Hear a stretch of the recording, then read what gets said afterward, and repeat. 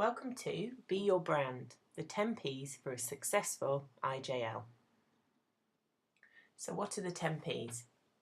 We'll take them each in turn and we'll talk about what you can do in preparation for, during and following IJL to make sure it's as successful as we'd all like it to be. So, preparation, press, position, presentation, positivity, personality, product, pricing, putting yourself in their shoes, and persistence. Funny how they all start with P, isn't it? Helpful. Preparation.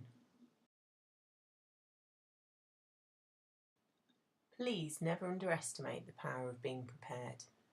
Doing your research prior to a show like IJL can make the difference between an average show and a fantastic show. You should be reaching out to and inviting the buyers that are suitable for your product. How do you find out who they are? Well, you create what we call an MPL, or Master Prospects List. This can be created in many different ways. One way we advise is to look at who you want to sit alongside. Which brands or designers or jewellers would you sit well next to? Particularly those that you look up to who've been in the business a lot longer than you. Look at where they're being stocked. The likelihood is that the sort of retailers stocking these brands will also be relevant to you. Make sure you also, when you're out and about if possible, go into stores, find out what they're doing and look at the way in which they market themselves and the sort of products they're stocking. This list never ends, it's ongoing, so please be prepared to keep growing your Master Prospects list prior to, during and after IJL. Once you have your list, make sure you're in touch with these buyers in a number of different ways. You can order IJL printed invitations that you can send by mail, and in the day and age of email, mail can be quite effective because people aren't getting as many letters on their desk these days. Also send an email, use something like MailChimp or create your own. Try and personalise them where possible, put the name of the buyer if you've managed to get hold of it. Don't forget, the better prepared you are, the more suited you are to overcome unforeseen circumstances. So don't forget to prepare your stand in advance as well. Lay it out in your workshop studio. Plan properly to make sure that the advantage can be taken at IJL with a fantastic stand and buyers ready to meet you. Some more P's for you. Sorry if anyone's easily offended.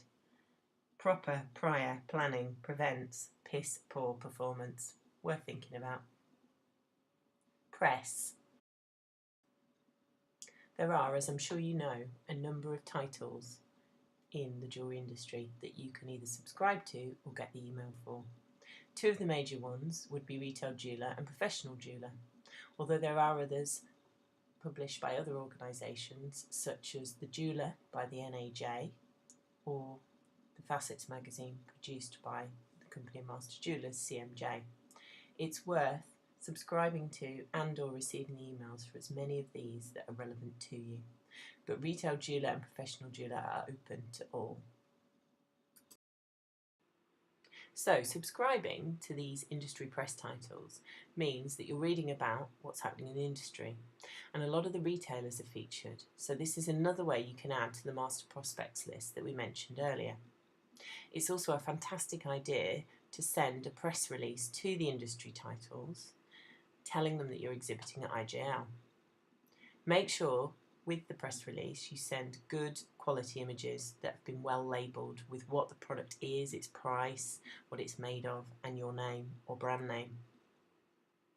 At IJL you will also find a press lounge. In this press lounge you can leave press packs, which again will be a press release, bullet point form is fine, and a USB stick with a number of images, again clearly labelled. Keep some of these on your stand as well because the press will come round and see you at your stand. Make sure you're also following the press on all the social media platforms and hashtagging them into certain things that you want them to look at. It can be a really good way to get their attention. Position. Position is a number of things. Of course it's your position at the show, but I would imagine you've already chosen that, and I'm hoping you'll need like-minded brands or designers. Make sure you find out the position of the other key areas at the show, such as the press lounge, as mentioned earlier, and the seminar rooms that you may want to go and listen to some useful seminars, but please make sure your stand is covered. You've got to be there. Knowing your position in the market is crucial, especially when you're talking to your buyers. Understanding where your price point sits, who you sit alongside, and what kind of retailers are likely to stock you helps you talk with certainty to the buyers. Presentation. Presentation is everything. The stand, the brand, the product, the marketing materials, and you. We're a visual industry. Your stand must look impeccable, as must you. If you don't stand out from the crowd, the buyers aren't going to notice you. So really think about your presentation. Get others' opinions. Stand back, look with fresh eyes. This is your chance to shine. Don't waste it. Here are some bad examples. Don't laugh. These really do happen. Remember not to be cluttered. Remember to really think about what you're putting on your stand and where. I'm pretty convinced you won't do it this badly, but just worth checking in. And some great examples. 2 of them are obviously from the jewellery world, but the other isn't. Really look and think, how do I present my brand to the world? Make it right for your brand. The examples here suit the brand ethos of the people exhibiting. Yours may be very different to this, so really have a think about the image that you want to portray. It isn't just about the jewellery. Jewellery is a very small product. You've got to speak to the buyers from a distance, so the way in which you present your stand will draw them in. Then they'll start looking at the jewellery and talking to you. Positivity. I know there's a lot to do at the moment, and you may end up feeling a bit like this poor little baby trying to lift a weight that isn't possible. But you'll get there. And actually your mindset is critical. So please do remember, you can do this. You can have a fantastic show. Be positive. Positivity breeds positivity. And visualization works. So know the outcome you want at the show. Maybe set some targets, number of new buyers or new accounts, the amount of orders written, and strive to achieve them. Make sure everyone on your stand knows your vision. Visualizing what you want as an outcome and being positively motivated to achieve it really does work. Trust me, I know. Glance at this slide quickly. What does it say? Have a think. Okay. Just wait. Did you see opportunity is now here? Or did you see opportunity is nowhere? Don't worry if you saw opportunity is nowhere first. Actually, 80% of people do see that first. What's interesting, if you go back to the previous slide, is that actually it's the same thing. It can be read in either way. So, the point I'm making is you can actually see the same thing through 2 sets of eyes. And that's why positivity is so crucial. If you go onto your stand feeling downbeat and thinking you won't necessarily gain the buyers you want or open up the opportunities that you're looking for, then possibly you won't. Go onto the stand believing that you'll get the outcome that you want, and maybe opportunity is now here. Personality. People buy from people, so make sure that your personality shines through. Network with the industry, fellow exhibitors, the press. If there's parties to go to or drinks events, make sure you're there and you've got your best smile on and you're wearing your... An average product can actually be sold really well by a great personality. And a great product, believe it or not, can go unnoticed if you don't put yourself forward and let your personality shine. People are looking for a backup service and people are doing business with people. So remember this, it's not just the product that counts, it's you. Please don't do this on your stand. I know you might laugh again, but actually I see this all the time. Don't look bored, don't eat, don't slouch. This is your chance to shine. Be ready and make sure your personality is there. Remember, be your brand. This is what we want to see. People with smiles on their faces, wearing their jewellery, open body language, making sure that you're ready to do business and showing the buyers that actually you're the sort of person they would want to do business with. Product. Be aware of the different product categories that you cover. If you're showing silver and fine jewellery, make sure this is clear and the products are grouped in the right way so the buyers understand what they're looking at. Have the right amount of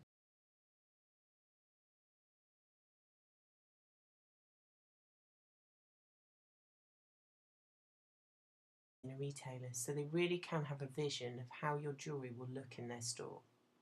Pricing. Whilst no one would expect you to know your price list off by heart, it's a really good idea to know some of the prices of your key pieces. Also, make sure you know whether you're talking about your recommended retail price or whether you're talking about your cost or wholesale price. Know the sort of margin that you recommend or markup, and be able to talk confidently about what these things mean. If you're unsure, get some advice on this. Always have a line sheet showing all your products. This is something you can email to a buyer or send away with them. Make sure you consider having packages as well. Packages of bestsellers with a group price, maybe with a promotional activity for the show. Put yourself in their shoes. When planning for, exhibiting and following up after a trade show, it's always a good idea to put yourself in the shoes of your customer, the buyers. They're looking for more than just a product that will sell, but a consistent backup and ordering service. A saleable product with great shelf appeal, but also a long-term relationship with consistent launches in seasons to come. And also support in worst case scenario in terms of warranties and delivery times if something's urgent.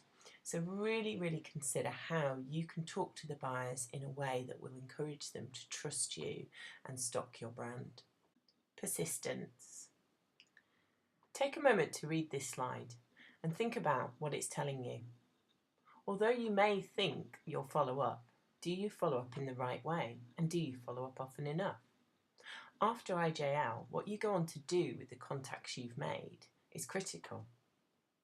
Think about how you're going to do this in advance. There's a number of different ways to stay in touch with buyers. Phone, email, sending them provisional orders, reminding them of packages, extending promotional activity that was launched at the show. Be persistent, it pays off. Up to 80% of trade show exhibitors don't follow up, or at least not in the right way. I'd say that's all the more business for you. Thanks for listening. I hope it was useful. If you need me, feel free to contact me.